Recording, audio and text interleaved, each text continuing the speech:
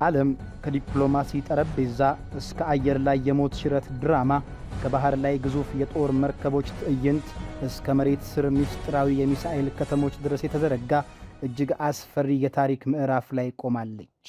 በአንድ በኩል ዘመናዊውን ዓለም በብቸኝነት ስትዘውረው የኖረችው ኃያሏ አሜሪካ፣ በሌላ በኩል ደግሞ በማይገመት የመከላከል አቅምና በመደበኛ ያልሆነ የጦርነት ስልት ራሷን ያዘጋጀችው እልህኛዋ ኢራን ፊት ለፊት ተፋጠዋል። ነገሩ የጀመረው በፓኪስታን ኢስላማባድ ከተማ የሰላም እርግብ ትበርበታለች ተብሎ በተጠበቀው ነገር ግን በአየር ላይ ወደ ተጠነሰሰ አደገኛ የግድያ ሙከራ ድራማነት በተቀየረው የከሸፈ ድርድር ነው። ይህ የከሸፈ ድርድር የፈጠረው ማዕበል የዓለም የኢኮኖሚ የደም ስር የሆነውን የሆርሙዝ ባህረ ሰላጤን በግዙፎቹ የአሜሪካ የጦር መርከቦች አሳግቶታል። ፕሬዝዳንት ዶናልድ ትራምፕ የጣሉት የባህር ላይ እገዳ ግን እንዳሰቡት የቴሄራንን አንገት ማስደፋት አልቻለም። ይልቁንም ኢራን ያዘጋጀችው ጸረ መርከብ ሚሳኤሎችን የታጠቁ ፈጣን ጀልባዎች፣ የንብ መንጋ ጥቃትና ከሰሜን ኮሪያ በተቀዳጀችው ቴክኖሎጂ የገነባቸው የተራራ ስር አስፈሪ የጦር መሳሪያዎች አሜሪካን ለከፍተኛ ፈተና ዳርጓታል። የእገዳው መጣስ የዓለም የነዳጅ ገበያን እያንገዳገደው የሚገኘው የሁቲዎች የቀይ ባህር ዛቻ፣ እንዲሁም የቀድሞ የአሜሪካ የኔቶ አጋሮች ከአሜሪካ ጎን አንሰለፍም ማለታቸው አሜሪካን በዓለም መድረክ ላይ ብቸኛ አድርጓታል። በዚህ ሁሉ ምስቅልቅል መሃል እንደ ሩሲያና ቻይና ያሉት አዳዲስ ሀያላን አሜሪካ የለቀቀችውን የዓለም ፖሊሲነት ሚና ለመረከብ የራሳቸውን የፖለቲካ ቼዝ እየተጫወቱ ነው። የአሜሪካ የብቸኝነት ውሳኔ ዘመን እያከተመ ይሆን? የሆርሙዝና የባቡኤል ማንደብ መዘጋት ዓለምን ወደ ምን አይነት የኢኮኖሚ ቀውስ ይወስዳታል? ትንሿ ጀልባ ግዙፉን የጦር መርከብ ያርበደበደችበትን ይህንን አስገራሚና ውስብስብ የዘመናችንን የጂኦፖለቲካዊ ትኩሳት እንደሚከተለው እናየዋለን። ይህ ቮይስ ኦፍ ኢትዮጵያ ዓለም አቀፍ ትንታኔ ነው። የዓለምን ፖለቲካ በሰፊው የምንዳስስበት መድረክ። ለቻናላችን አዲስ የሆናችሁ ሰብስክራይብ በማድረግ አብራችሁን ቆዩ።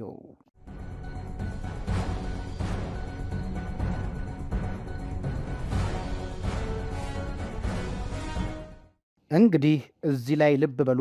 የዓለማችን የፖለቲካና የጦርነት ትኩሳት ከምንጊዜውም በላይ ጫፍ ላይ በደረሰበት በዚህ የታሪክ ምዕራፍ ላይ ቆመን ስንመለከት ነገሮች እጅግ ውስብስብና አስደንጋጭ እየሆኑ መምጣታቸውን መካድ አይቻልም። እስኪያስቡት በአንድ በኩል ኃያሏ አሜሪካ፣ በሌላ በኩል ደግሞ እጅግ የተራቀቀና በቀላሉ የማይገመት የመከላከል አቅም እየገነባች ያለችው ኢራን ፊት ለፊት ተፋጠዋል። ነገሩ ወዲህ ነው። ይህ ሁሉ ውጥረትና የጦርነት ነጋሪት መጎሰም የጀመረው በፓኪስታን ዋና ከተማ ኢስላማባድ ውስጥ ተካሂዶ ከነበረውና እጅግ ከፍተኛ ጉጉት ተጥሎበት ከከሸፈው የሰላም ድርድር በኋላ ነው። እውነታውን ለመናገር ይህ ድርድር አለመሳካቱ ብቻ ሳይሆን ከድርድሩ በኋላ የተከሰቱት ድራማዊ ክስተቶች የዓለምን የዲፕሎማሲና የወታደራዊ ሚዛን እያናወጡት ይገኛሉ። የኢስላማባዱ ድርድር ላለፉት 10 ዓመታት ታይቶ የማይታወቅ የአሜሪካና የኢራን ከፍተኛ ባለስልጣናት ፊት ለፊት የተገናኙበት ታሪካዊ አጋጣሚ ነበር። በአሜሪካ በኩል ምክትል ፕሬዝዳንት ጄዲ ቫንስ ሲመሩት፣ በኢራን በኩል ደግሞ የውጭ ጉዳይ ሚኒስቴሩ አባስ አራግቺና የፓርላማው አፈጉባኤ መሐመድ ባገር ቃሊባፍ የተካተቱበት ከባድ የልዑካን ቡድን ነበር የተገኘው። ነገር ግን 21 ሰዓታትን የፈጀው ይህ አታካች ድርድር ፍሬ ሳያፈራ ተጠናቀቀ። ታዲያ እዚህ ላይ የሚገርመው ነገር ድርድሩ መክሸፉ ብቻ ሳይሆን የኢራን ልዑካን ቡድን ወደ ቴሄራን ለመመለስ ባደረጉት ጉዞ ላይ የተከሰተው አደገኛ ክስተት ነው። ልዑካኑን የጫነው አውሮፕላን በበረራ ላይ እያለ ባልታሰበና ድንገተኛ ሁኔታ አቅጣጫውን ቀይሮ በማሻሃድ ከተማ አስቸኳይ እርፊያ ለማድረግ ተገዷል። ለምን ቢሉ የኢራን ባለስልጣናት በአየር ላይ ሳሉ እጅግ አደገኛ የሆነ የግድያ ሙከራ ስጋት እንዳንዣበበባቸው ገልጸዋል። ይህ ክስተት አሜሪካ ድርድሩ ቢከሽፍ የኢራንን መሪዎች ኢላማ ለማድረግ አስባለች የሚለውን ስጋት በማጠናከሩ በሁለቱ ሀገራት መካከል ያለውን የጥርጣሬ ግድግዳ ወደማይደረመስ ደረጃ አድርሶታል። ይህ እንግዲህ እንደ መነሻ ነው። ዋናው የፍጥጫው ማዕከል ግን ሆርሙዝ የተሰኘውና የዓለማችን የነዳጅ አቅርቦት የደም ስር የሆነው የባህር ላይ መተላለፊያ ነው። ፕሬዚዳንት ዶናልድ ትራምፕ የኢስላማባዱ ድርድር መክሸፉን ተከትሎ በኢራን ላይ ወደር የሌለው ማዕቀብና የባህር ላይ እገዳ እንዲጣል ትዕዛዝ አስተላልፈዋል። ትራምፕ ባስተላለፉት ቀጭን ትዕዛዝ ማንኛውም መርከብ ወደ ኢራን ወደቦች እንዳይገባም ሆነ እንዳይወጣ የአሜሪካ የባህር ኃይል ጥብቅ ቁጥጥር እንዲያደርግ አዘዋል። ለዚህም ተልዕኮ ሲባል ከ15 በላይ ግዙፍ የአሜሪካ የጦር መርከቦች ወደ አካባቢው ተንቀሳቅሰዋል። ከነዚህም ውስጥ ዩኤስኤስ ትሪፖሊ የተሰኘው እጅግ ዘመናዊ አምፊቢየስ የጦር መርከብ ዋናውን ስፍራ ይዟል። ይህ መርከብ ተራ መርከብ አይደለም።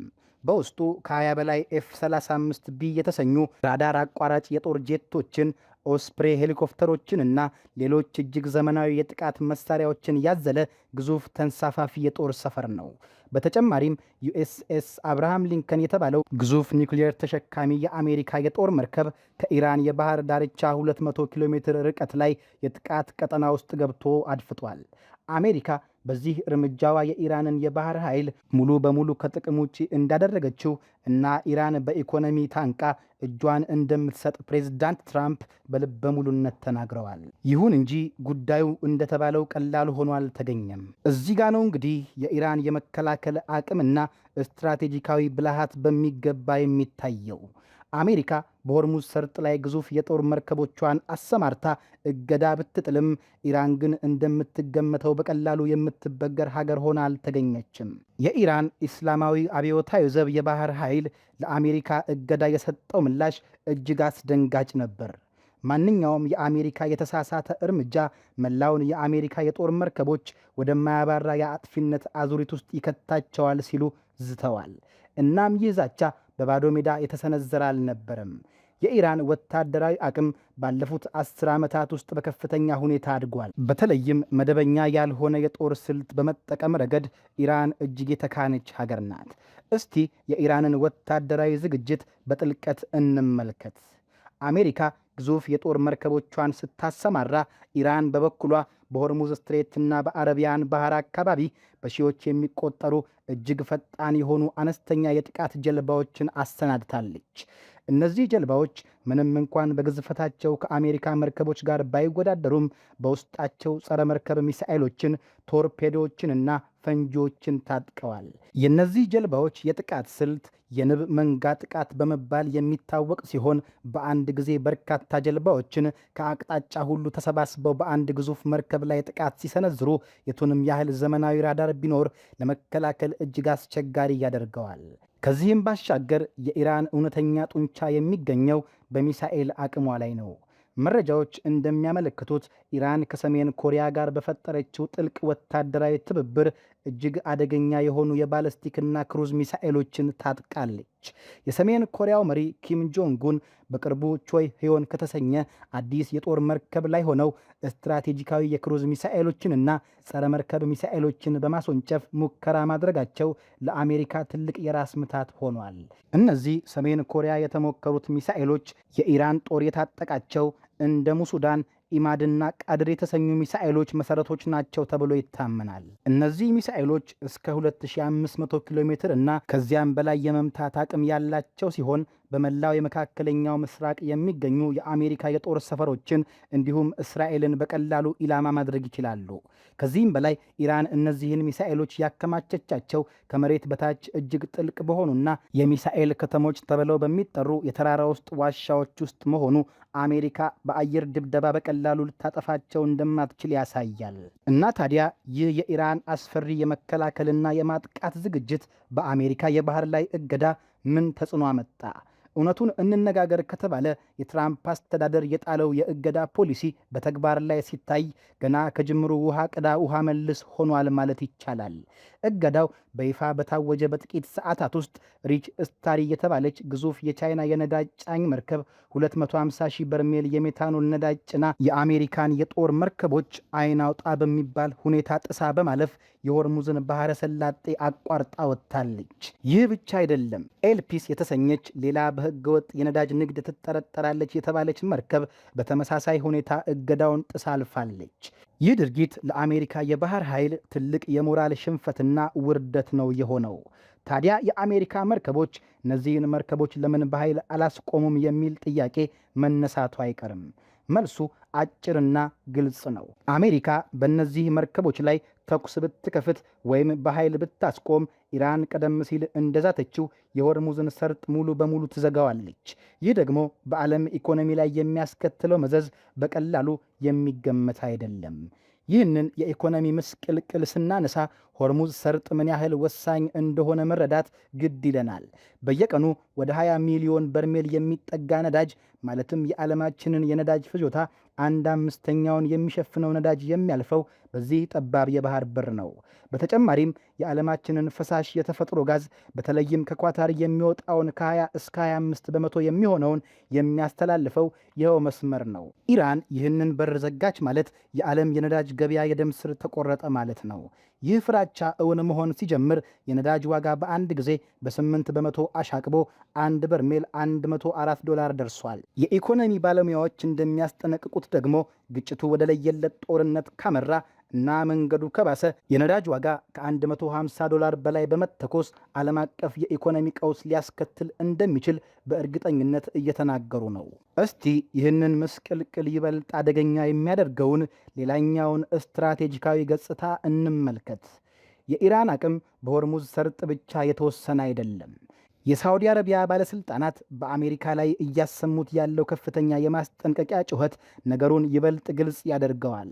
የኢራን አጋር የሆኑት በየመን የሚገኙት የሁቲ ታጣቂዎች ሌላኛውን እጅግ ወሳኝ የዓለም የንግድ መስመር የሆነውን የቀይ ባህርን መግቢያ ባቡኤል ማንደብን ለመዝጋት ሙሉ ዝግጅት አድርገዋል።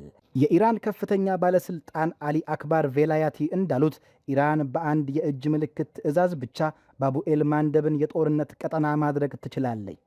ሳዑዲ አረቢያ ሆርሙዝ ቢዘጋ ዘይቷን በቀይ ባህር በኩል ለማውጣት ያዘጋጀችው አማራጭ መንገድ አሁን በሁቲዎች ስጋት ውስጥ ወድቋል። ይህ ማለት ሆርሙዝና ባቡኤል ማንደብ በተመሳሳይ ጊዜ ከተዘጉ የመካከለኛው ምስራቅ ነዳጅ ወደ ዓለም ገበያ የሚወጣበት ምንም አይነት ቀዳዳ አይኖረውም ማለት ነው። ይህ ደግሞ አሜሪካንን ጨምሮ ለመላው ምዕራባውያን ሀገራት የኢኮኖሚ ራስ ማጥፋት ነው። በዚህ ሁሉ ማዕበል ውስጥ የዓለም አቀፉ ማህበረሰብ ምላሽ ምን ይመስላል? እዚህ ጋ ነው የአሜሪካ የብቸኝነት ጉዞ ቁልጭ ብሎ የሚታየው። በአሜሪካና በአውሮፓ አጋሮቿ መካከል የተፈጠረው ስምጥ ከምንጊዜውም በላይ እየሰፋ መጥቷል። ፕሬዝዳንት ትራምፕ የሆርሙዝን እገዳ ለማስፈጸም የኔቶ አጋሮቻቸው እንዲቀላቀሉ ጥሪ ቢያቀርቡም ያገኙት ምላሽ ግን አስደንጋጭ እምቢታ ነበር። የፈረንሳዩ ፕሬዝዳንት ኢማኑኤል ማክሮን፣ የብሪታንያው ጠቅላይ ሚኒስትር ኪር ስታርመር እና የስፔን እንዲሁም የጣሊያን መሪዎች በአሜሪካ እቅድ ላይ እንደማይሳተፉ በይፋ አሳውቀዋል። በተለይም የኔቶ ዋና ጸሐፊ ማርክ ሩtte አሜሪካ እያደረገችው ያለችውን ድርጊት አውሮፓውያን እንደማይደግፉት፣ ይህ ጦርነት የእነርሱ ጦርነት እንዳልሆነና አሜሪካ ዓለምን ወዳልተፈለገ ቀውስ እየወሰደች እንደሆነ በግልጽ ተናግረዋል። ስፔንና ጣሊያን ደግሞ አሜሪካ በእነርሱ ሀገር ውስጥ ካሏት የጦር ሰፈሮች ተነስታ በኢራን ላይ ምንም አይነት ጥቃት እንዳታካሂድ የአየር ክልላቸውን ጭምር ዘግተዋል። ይህ የምዕራባውያን መከፋፈል ደግሞ ለሌሎች የዓለም ሀያላን ሀገራት በተለይም ለሩሲያና ቻይና ያልታሰበ ፖለቲካዊ ትርፍ አስገኝቶላቸዋል። የሩሲያው ፕሬዝዳንት ቭላዲሚር ፑቲን አሜሪካ በፈጠረችው ክፍተት በመግባት ኢራን ያበለጸገችውን ዩራኒየም ሙሉ በሙሉ ተረክበው ቀውሱን በሰላማዊ መንገድ ለመፍታት የሚያስችል አዲስ ስምምነት አቅርበዋል። የሩሲያው የውጭ ጉዳይ ሚኒስቴር ሰርጌይ ላቭሮቭ ይህንን የፑቲንን ሐሳብ ለኢራኑ አቻቸው ያቀረቡ ሲሆን ይህ እርምጃ ሩሲያ በመካከለኛው ምስራቅ ያላትን የዲፕሎማሲና የኃይል ሚዛን የበላይነት በከፍተኛ ሁኔታ የሚያሳድግ ነው። በሌላ በኩል ቻይና ምንም እንኳን ጦርነት ባትፈልግም መርከቦቿ በአሜሪካ መርከቦች ፊት እገዳውን ጥሰው ማለፋቸው አሜሪካ ቀድሞ የነበራትን የዓለም ፖሊሲነት ሚና እየተነጠቀች መሆኗን ማሳያ ተደርጎ ተወስዷል። ለማጠቃለል ያህል ስንመለከተው ይህ የአሜሪካና የኢራን ፍጥጫ ትርጉሙ ከሁለት ሀገራት ጠብ የዘለለ ነው። አሜሪካ በበኩሏ አሁንም ዓለም አቀፍ የባህር መስመሮችን የመቆጣጠርና የኢኮኖሚ ማዕቀቦችን እንደ ጦር መሳሪያ የመጠቀም አቅሟን ለማስመስከር ከፍተኛ ጥረት እያደረገች ነው። ይሁን እንጂ ኢራን በዘረጋቸው የተወሳሰበ የትብብር መረብ ማለትም ከሰሜን ኮሪያ ባገኘችው የሚሳኤል ቴክኖሎጂ፣ ከቻይና ጋር ባላት የኢኮኖሚ ትስስርና በየመን ካሉት የሁቲ ታጣቂዎች ጋር በፈጠረችው ስትራቴጂካዊ ቅንጅት በመታገዝ የአሜሪካንን ጫና በሚያስደንቅ ሁኔታ እየተቋቋመች ትገኛለች። ኢራን ያሳየችው የመከላከል አቅምና የማይበገር ስነልቦና በዘመናዊ የጂኦፖለቲካዊ ሽኩቻ ውስጥ አነስተኛና መካከለኛ ሀገራት ግዙፍ ሀያላንን እንዴት ሚዛን ማሳጣት እንደሚችሉ የሚያሳይ ሕያው ማሳያ ሆኗል። ይህ ፍጥጫ ወዴት ያመራል? ጦርነቱስ ይፈነዳል ወይስ በዲፕሎማሲ ይቋጫል? የሚለው ጥያቄ የሁላችንንም ልብ ያንጠለጠለ ቢሆንም አንድ እውነት ግን ግልጽ ነው። ይኸውም የዓለም የኃይል ሚዛን አቅጣጫውን እየቀየረ መሆኑንና አሜሪካ በፈለገችው ጊዜ ብቻዋን ውሳኔ የምታስተላልፍበት ዘመን እያከተመ መምጣቱን ነው። ይህ ጉዳይ መላውን ዓለም ከነዳጅ ዋጋ መናር ጀምሮ እስከ ጂኦፖለቲካዊ አሰላለፍ ለውጥ ድረስ በጥልቅና በስፋት እየነካው ይገኛል። እናም የዚህ ድራማ መጨረሻ ምን እንደሚሆን የዘመናችን ትልቁ የታሪክ ምዕራፍ ሆኖ የሚመዘገብ ይሆናል። የዛሬው ዓለም አቀፍ ትንታኔያችን በዚሁ ተቋጨ። ስለተከታተላችሁን እያመሰገንን ለቻናላችን አዲስ የሆናችሁ ሰብስክራይብ በማድረግ ቤተሰብ እንድትሆኑ እንጋብዛለን። ከሰዓታት በኋላ በሌላ ዓለም አቀፍ ጉዳይ እስክንገናኝ ሰናይ ጊዜ